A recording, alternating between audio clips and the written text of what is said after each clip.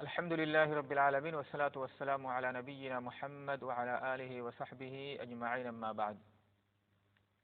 يقول الإمام البخاري رحمه الله: حدثنا عبيد بن إسماعيل قال حدثنا أبو أسامة عن هشام عن أبيه عن سعيد بن زيد بن عمرو بن نفيل أنه خاصمته أروى في حق زعمت أنه انتقصه لها إلى مروان، فقال سعيد: أنا أنتقص من حقها شيئا أشهد لسمعت رسول الله صلى الله عليه وسلم يقول: من أخذ شبرا من الأرض ظلما فإنه يطوقه يوم القيامة من 7 أرضين. قال ابن أبي الزناد عن هشام عن أبيه قال لي سعيد بن زيد: دخلت على النبي صلى الله عليه وسلم. کتاب بدء الخلق، باب ما جاء في 7 أرضين وقول الله تعالى: الله الذي خلق 7 سماوات ومن الأرض مثلهن. اس باب کے تحت ہم کئی حدیثیں پڑھ چکے ہیں اور آج یہ آخری حدیث ہے اس باب کی. باب ما جاء في 7 أرضين. امام بخاری رحمہ اللہ فرماتے ہیں: حدثنا عبید بن اسماعیل عبید بن اسماعیل القرشی الکوفی قال حدثنا ابو اسامہ سے مراد حماد بن اسامہ ہے، حماد بن اسامہ عن ہشام عن ابیہ. ہشام روایت کرتے ہیں اپنے والد سے. ان کے والد کون ہیں ہشام کے؟ یہ ہشام بن عروہ بن زبیر ہیں. ہشام بن عروہ بن زبیر بن عوام. تو ہشام اپنے والد سے روایت کرتے ہیں. ان کے والد کون ہیں؟ عروہ بن الزبیر. عروہ بن الزبیر جو مشہور تابعی ہیں. اور عروہ روایت کرتے ہیں کس سے؟ سعید بن زید سے. اور سعید بن زید یہ بھی مشہور صحابی ہیں، جس زبیر بن عوام بھی صحابی ہیں. اور لیکن یہاں پر روایت عروہ سعید بن زید رضی اللہ تعالیٰ عنہ سے کر رہے ہیں. سعید بن زید کون ہے جانتے ہیں آپ لوگ؟ ہاں سراج. سعید بن زید کون سے صحابی ہیں یہ سعید بن زید؟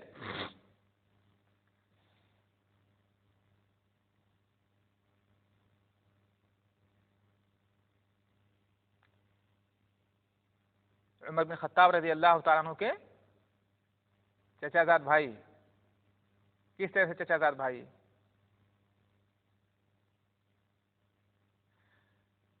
اور کیا ہے؟ اور کیا جانتے ہیں ان کے بارے میں آپ لوگ؟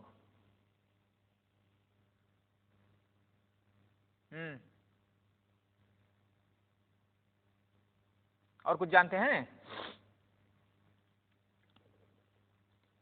عشرہ مبشرہ میں سے ہے نا یہ. سعید بن زید رضی اللہ تعالیٰ عنہ سابقین اولین میں سے ہیں اور عشرہ مبشرہ میں سے مشہور صحابی ہیں اور مستجاب الدعوات تھے. اللہ رب العالمین ان کی دعاؤں کو قبول کیا کرتا تھا. جو دعا کرتے تھے اللہ تعالیٰ سے، اللہ تعالیٰ ان کی دعا قبول کرتا تھا. تو وہی ہیں یہ سعید بن زید بن عمرو بن نفیل رضی اللہ تعالیٰ عنہ العدوی، احد العشرة المبشرة رضی اللہ عنہم. انه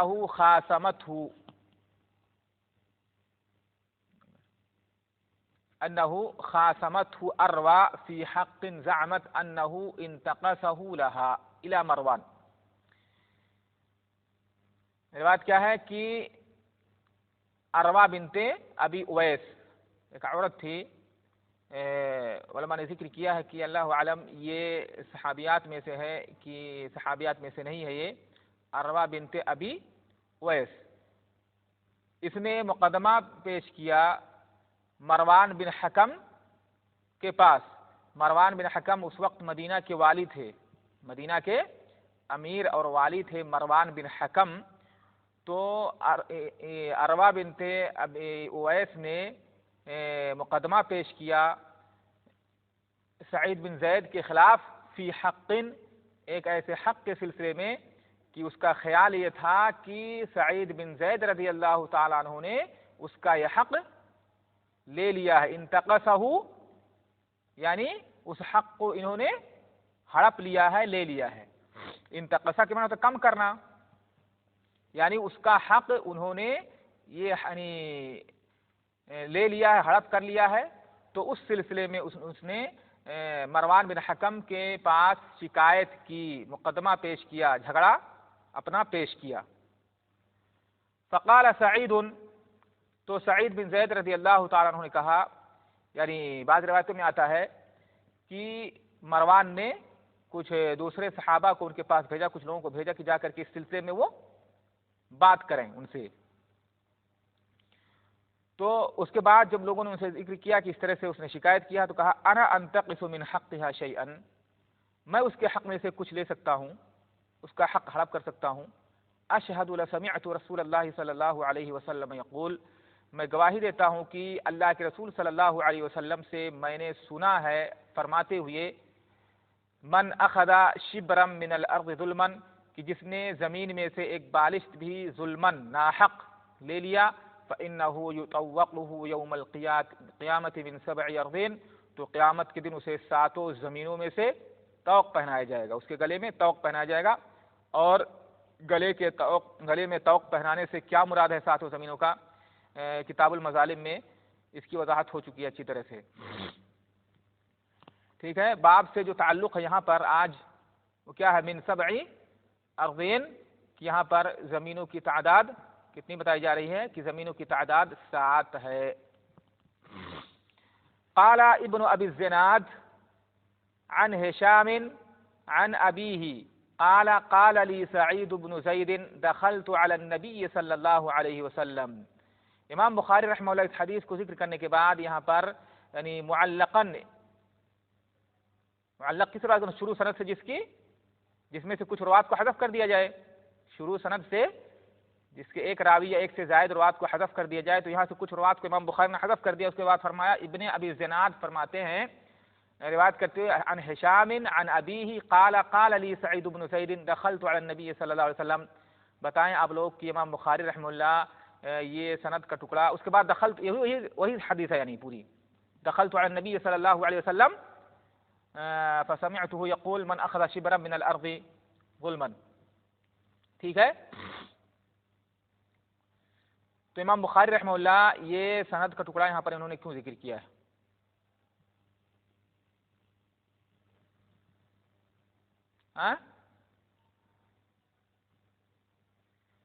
کس کی صراحت، کس کے لیے نہیں، کہاں پر، کس کے لیے یہاں پر سماع کی تصریح یا صراحت موجود ہے؟ کون سماع کی صراحت کر رہے ہیں اور کس سے؟ ہاں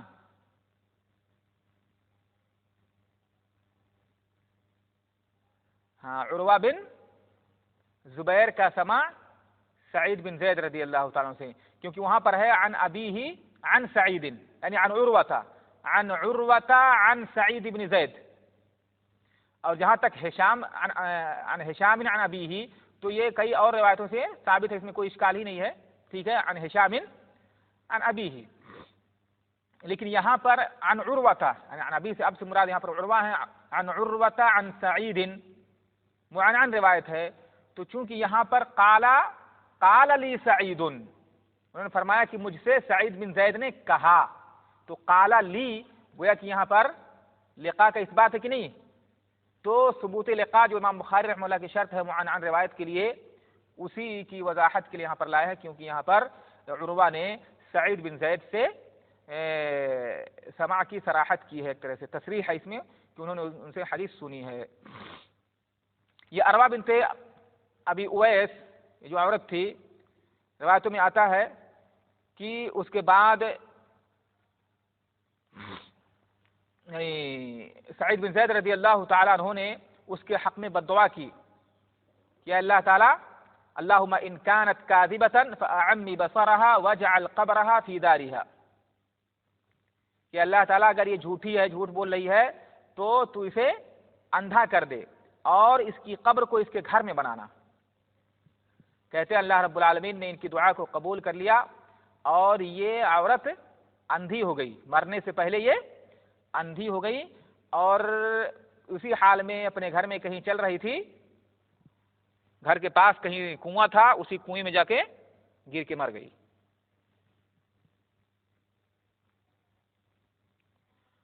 اس کے بعد ہے باب فی النجوم، یعنی ھذا باب فیما جاء فی النجوم، نجم جمع نجوم، ستاروں کے بیان میں یہ باب ہے.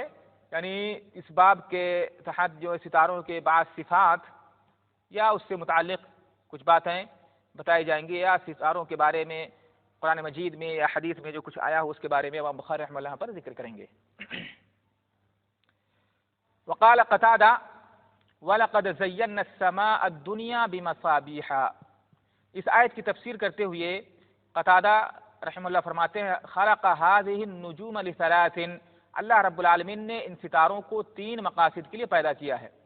جعلها زینة للسماء، جعلها زینة للسماء، اللہ رب العالمین نے وَلَقَدْ زَيَّنَّا السَّمَاءَ الدُّنْيَا بِمَصَابِيحَ وَجَعَلْنَاهَا رُجُومًا لِلشَّيَاطِينِ. تو ایک تو اسی آیت میں موجود ہے زینة للسماء، کہتے ہیں کہ اللہ تعالیٰ نے آسمان کے لیے زینت بنایا ہے. ورجوما للشیاطین، آگے اسی آیت میں ہے ورجوما للشیاطین، شیاطین کے لیے رجم کا، ان کو مارنے کا ذریعہ بنایا ہے اللہ تعالیٰ نے ستاروں کو. وعلامات یہتدی بہا، اور اللہ رب العالمین نے ان ستاروں کو علامتیں بنایا، نشانیاں بنایا جس کے ذریعہ سے رہنمائی حاصل کی جاتی ہے، راستہ معلوم کیا جاتا ہے. جیسے کہ اللہ تعالیٰ دوسری جگہ فرمایا وَبِالنَّجْمِ هُمْ يَهْتَدُونَ، وَبِالنَّجْمِ هُمْ يَهْتَدُونَ، سورہ نحل کے اندر اللہ تعالیٰ فرماتا ہے. اس کے بعد فرماتے ہیں فَمَنْ تَأَوَّلَ بِغَيْرِ ذَلِكَ أَخْطَأَ وَأَضَاعَ نَصِيبَهُ، جس نے اس کے علاوہ کوئی تعویل یا اس کی تفسیر کی تو اس نے خطا کا ارتکاب کیا. وَأَضَاعَ نَصِيبَهُ، اور اس نے اپنا حصہ ضائع کیا، یعنی اپنی زندگی اس نے ضائع کی. وَتَكَلَّفَ مَا لَا عِلْمَ لَهُ بِهَا، اور ایسی چیز کے جاننے کے لیے تکلف کیا، کوشش کی، محنت کی، جس کے بارے میں جس کو جانا نہیں جا سکتا ہے، جس کا علم اس کے پاس ہے ہی نہیں ہے. تو مشائخ اب بتائیں یہاں پر کیا اللہ رب العالمین نے، یعنی جیسا کہ اس آیت سے، ان آیات سے معلوم ہوتا ہے کہ اللہ رب العالمین نے ستاروں کو 3 مقاصد کے لیے پیدا کیا ہے. ٹھیک ہے، ایک تو سمائے دنیا کی زینت کے لیے، آسمان کی زینت کے لیے اسے چراغ بنایا ہے، اور دوسرے شیاطین کو رجم کرنے کے لیے، جو شیاطین اوپر جاتے ہیں تو یہ ستارے ٹوٹ پڑتے ہیں ان پر. اور دوسرے کی رات کی تاریکی میں جب ستارے نکلتے ہیں تو اس کے ذریعے سے انسان سمت معلوم کرتا ہے اور راستہ اپنا معلوم کر سکتا ہے. تو رہنمائی حاصل کرنے کے لیے اللہ رب العالمین نے ان ستاروں کو بنایا ہے. کیا اس کے علاوہ بھی کوئی یعنی طریقہ ہے یا کوئی یعنی کچھ حاصل کیا جا سکتا ہے ستاروں سے، یا کوئی فائدہ ہے اس کا؟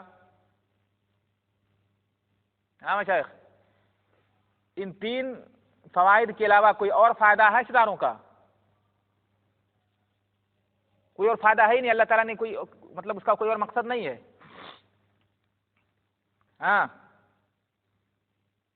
فوائد تو اللہ رب، اس کے بہت ساری حکمتیں ہوں گی، بہت سارے فوائد ہیں، لیکن ہمارے لیے کیا ہے دنیا میں 3 ہی فائدہ ہے.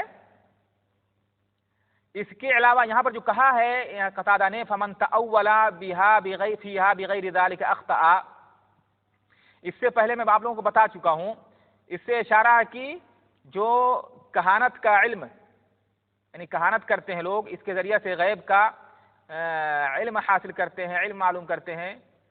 اور اسی طرح سے جو لوگ یہ عقیدہ رکھتے ہیں کہ ستاروں کا نکلنا، طلوع ہونا، یا اس کا غروب ہونا، یا ستاروں کا چلنا، یہ اس سے زمین پر اس کا اثر ہوتا ہے. ٹھیک ہے، یعنی یہ مؤثر ہیں. زمین کے اندر جو واقعات اور حادثات ہوتے ہیں، یہ ستارے کیا ہے؟ مؤثر ہیں، انہی کی وجہ سے ایسا ہوتا ہے. تو یہ عقیدہ کیا ہے؟ باطل ہے، اور یہ کفر ہے. اور اس سے پہلے میں نے بتایا تھا شروع میں، یعنی حدیث ہرقل جب ہم پڑھ رہے تھے، حدیث ہرقل جانتے ہیں؟ حدیث ہرقل، تو جب حدیث ہرقل پڑھ رہے تھے تو اس وقت میں نے بتایا تھا ہرقل نے ستاروں کو دیکھ کر کے بتایا تھا کہ نبی کریم صلی اللہ علیہ وسلم کا ظہور اور آپ کا غلبہ ہو چکا ہے۔ تو وہاں پر میں نے بتایا تھا کہ علم نجوم یعنی جو ستاروں سے کے ذریعہ سے جو لوگ غیب کی خبریں دیتے ہیں، تو علم نجوم کی دو قسمیں ہیں۔ ایک ہے علم تأثیر، جس کو کہتے ہیں علم تأثیر، اور ایک ہے علم تسعیر۔ علم تأثیر اثر سے، اثر یؤثر تأثیرا، اور علم اور ایک کیا ہے؟ علم تسعیر۔ تسعیر کے معنی کیا ہوتے ہیں؟ ہاں وضاحت؟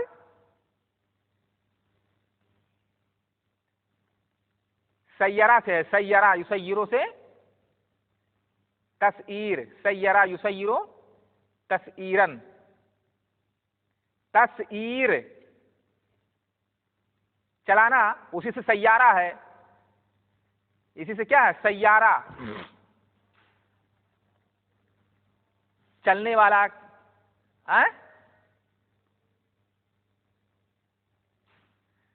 ہاں تو پہلی صورت میں بتایا تھا، پہلا جو علم ہے علم تأثیر، یعنی یہ عقیدہ رکھنا کہ یہ ستاروں کو دیکھ کر کے غیب کی خبریں دینا اور یہ بتانا کہ ان ستاروں کے چلنے سے یا اثر ہوتا ہے زمین پر، کوئی پیدا ہوتا ہے، کوئی مرتا ہے، یا یہی ستارے خود کیا ہے؟ مؤثر ہیں، انہی کی وجہ سے زمین پہ اثرات ہوتے ہیں، زمین پر جو حادثات اور واقعات ہوتے ہیں یہ ستارے اس کے لیے کیا ہیں؟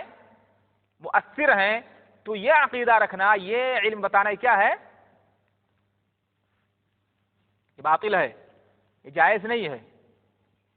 اور دوسرا یہ کہ علم تسعیر، یعنی ستاروں کی حرکات سے بعض چیزوں کا، یعنی جس طرح سے ہم دیکھتے ہیں کہ ستارہ اگر یہاں طلوع ہوتا ہے تو پھر فلاں موسم میں یا اس طرح کے موسم میں ستارہ نکلتا ہے، یا جب اس طرح سے ہوتا ہے تو ستارہ یہاں پر ہوتا ہے۔ تو اس سے پہلے جو میں نے بتایا تھا ہرقل کے بارے میں، ہرقل نے کیسے معلوم کیا تھا؟ کیونکہ اللہ کے رسول جسے وقت ہوتا ہے، جسے ہم لوگ جانتے ہیں کہ سحری کا وقت، ٹھنڈی کے موسم میں یا گرمی کے موسم میں جو اس طرح سے عورتیں پہلے بیدار ہوتی تھی، جاگتی تھی، کس طرح سے یہ ستارہ یہاں پہنچتا ہے تو سحری کا وقت ہو جاتا ہے کہ نہیں؟ یہ ستارہ یہاں نکلتا ہے تو فلاں وقت ہوتا ہے، یہ ستارہ جب شمال میں طلوع ہوتا ہے تو فلاں موسم ہوتا ہے، یعنی فلاں ایام میں فلاں ستارہ اس جگہ نکلتا ہے، یا فلاں ایام میں فلاں، یعنی اس طرح سے فلاں ستارہ یہاں طلوع ہوتا ہے، کیونکہ اس طرح سے بدلتا رہتا ہے۔ اور جب فلاں ستارہ غروب ہوتا ہے یا غروب ہونے والا ہوتا ہے تو اس وقت صبح ہو جاتی ہے، یا طلوع ہوتا ہے تو صبح ہو جاتی ہے۔ تو اس طرح سے ستاروں کے حرکات سے، چلنے سے گویا کہ اوقات کو معلوم کرنا، ایام کو معلوم کرنا، ٹھیک ہے، یہ جائز ہے۔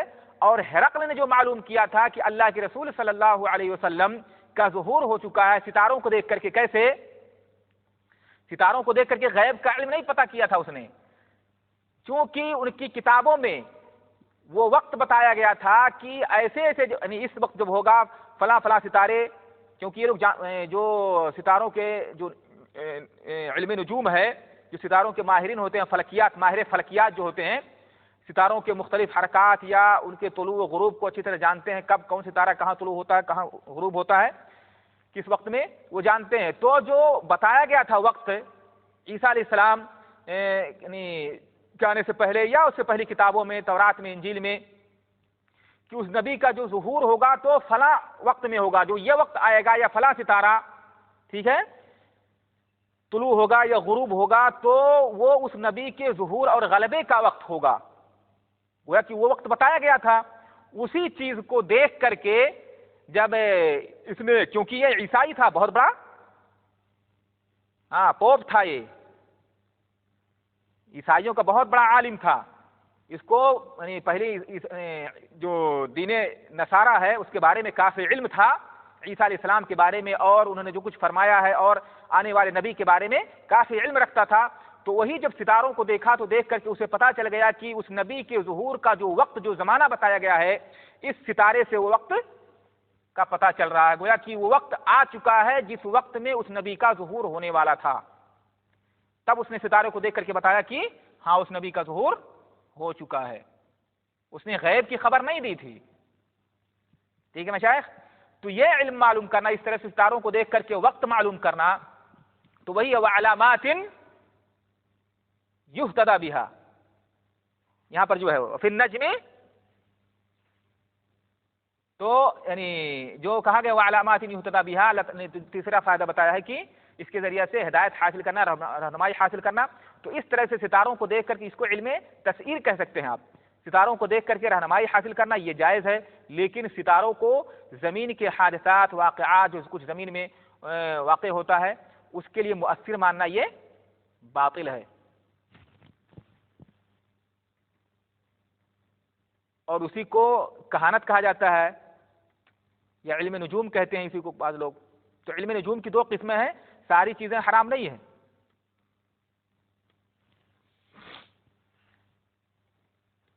ٹھیک ہے، وقت ہاں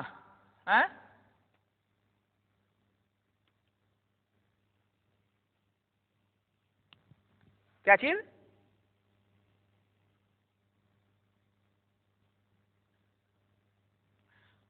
ہاں تو یہ بھی جو بتاتے ہیں ان کی ساری باتیں صحیح نہیں ہوتی ہے، تو ظن اور تخمینہ ہوتا ہے، ان کا اندازہ ہوتا ہے، وہ کیسے بتاتے ہیں؟ جیسے ہم لوگ دیکھتے ہیں اس کی مثال سیم ایسے ہے، جو لوگ جو خبریں بتاتے ہیں موبائل وغیرہ ہم دیکھتے ہیں کہ ایک ہفتے کے بعد یا کل یا پرسوں آندھی آنے والی ہے یا بارش ہونے والی ہے، تیز بارش ہو سکتی ہے، یہ سب کیسے بتاتے ہیں؟ ایسے ہی ہے جیسے ہم لوگ دیکھتے ہیں کہ بدلیاں اٹھ رہی ہیں، ٹھیک ہے، تو جو بدلیاں اٹھتی ہیں یا کالا بادل ہے یا فلاں ایسا بادل ہے، تو اگر اس طرح کی بدلیاں اٹھتی ہیں تو کیا ہوتا ہے؟ اس سے بارش ہوتی ہے۔ کیسے ہم پتہ لگا لیے؟ بارش کبھی کبھی بارش ہوتی ہے، کبھی بارش نہیں ہوتی ہے، گھنا بادل اٹھا ہے، ہم لوگ دیکھ کر کے کہتے ہیں کہ کافی یعنی بارش ہونے والی ہے۔ تو چونکہ ہمارے پاس جو وسائل ہیں صرف ہم اتنا ہی دیکھ سکتے ہیں بدلیوں کو، ہے کہ نہیں؟ تو ہم کہہ سکتے ہیں آج بارش ہو سکتی ہے یا شام تک ہو سکتا بارش ہو یا ابھی کچھ دیر کے بعد بارش ہوگی، تو کبھی بارش ہوتی ہے اور کبھی نہیں ہوتی ہے۔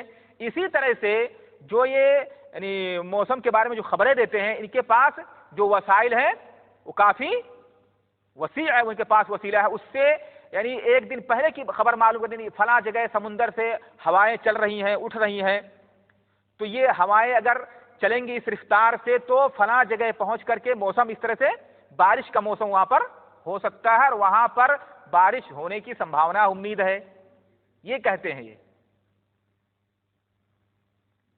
ہاں تو علامتوں کو دیکھ کر کے، بارش کی جو علامتیں ہیں انہی کو دیکھ کر کے بتاتے ہیں۔ سمندر میں کوئی بڑی لہر سونامی اٹھا، اس کو دیکھ کر کے بتاتے ہیں کہ اگر یہ لہر یا ہوائیں اتنی تیز جو اٹھی ہیں سمندر میں، طوفان جو اٹھا ہے، اگر اس رفتار سے چلے تو فلاں جگہ پہنچ کر کے کیا وہاں آندھی آ سکتی ہے، تو فلاں جگہ اتنے بجے یا فلاں شہر میں یا فلاں ملک میں اتنے بجے یہاں پر آندھی یا تیز بارش ہونے کی سمبھاونا ہے۔ تو یہ خلا میں یا جو موسم کے ماہرین ہوتے ہیں ان چیزوں کو دیکھتے ہیں، دیکھ کر کے ان نشانیوں کو، ان علامتوں کو تب یہ خبریں دیتے ہیں۔ ایسے ہی جیسے ہم بادلوں کو دیکھ کر کے، چونکہ ہم اپنی آنکھوں سے یہیں تک دیکھ سکتے ہیں، دور تک نہیں دیکھ سکتے، تو وہ ان کے پاس جو وسائل ہے ان وسیلوں کے سہارے سے کیا ہے، اس کے وسیلے سے وہ دور تک دیکھ سکتے ہیں، دور تک معلوم کر سکتے ہیں۔ کئی دن کی بات ہے کہ یہاں پر آج بارش ہو رہی ہے یا یہاں پر ہوائیں چل رہی ہیں یا سمندر سے ہوا اٹھ رہی ہے، بدلیاں اٹھ رہی ہیں، تو یہاں پر اتنے دن کے بعد، 2 دن کے بعد، 3 دن کے بعد فلاں جگہ پر یہ ہوائیں پہنچ کر کے بادل کی صورت اختیار کر سکتی ہیں، یا بادل یعنی فلاں جگہ پہنچ کر کے جس طرح سے یعنی ٹھنڈ ہواؤں میں پہنچ کر کے وہاں سے بارش ہونے لگتی ہے، وہ بادل پانی کی صورت اختیار کر لیتے ہیں۔ تو اس طرح سے وہ دیکھ کر کے علامتوں کو خبر دیتے ہیں، نہ کہ وہ غیب کی خبر بتاتے ہیں۔ یہ سب وسائل نہ ہو تو ایسے بیٹھے بیٹھے نہیں بتا پائیں گے، جیسے ہم آنکھ بند کر کے نہیں بتا پائیں گے گھر میں بیٹھ کر کے کہ باہر کیا ہو رہا ہے، آندھی آ رہی ہے کہ بارش ہونے والی ہے، ایسے ہی یہ بھی بغیر ان وسائل کو استعمال کیے نہیں بتا سکتے ہیں۔ تو ان وسائل کے سہارے کیونکہ وہ دور تک اندازہ کر سکتے ہیں اور ہم قریب ہی کا اندازہ کر پاتے ہیں، بس اتنا ہی فرق ہے۔ تو اس کو یہ جو حکم لگاتے ہیں ایک طرح سے عادات، کیونکہ بدلیاں اٹھتی ہیں، ہم نے پوری زندگی میں ایسے دیکھا کہ جب بدلیاں، کالی بدلیاں، اس طرح گھٹائیں اٹھتی ہیں تو عام طور سے بارش ہوتی ہے. اسی طرح سے وہ بھی ایسے کہتے ہیں کہ جب اس طرح سے ہوائیں چلتی ہیں، اس طرح سے بدلیاں اٹھتی ہیں تو عام طور سے بارش ہوتی ہے. تو فلاں جگہ اتنی دیر میں یہاں تک ہوائیں پہنچ جائیں گی، ہوا کی یہ رفتار ہے، لہذا امید ہے کہ فلاں جگہ فلاں وقت میں بارش ہو. ٹھیک ہے مشائخ؟ ٹھیک ہے، تو آج کا درس یہیں تک رہنے دیتے ہیں. السلام علیکم.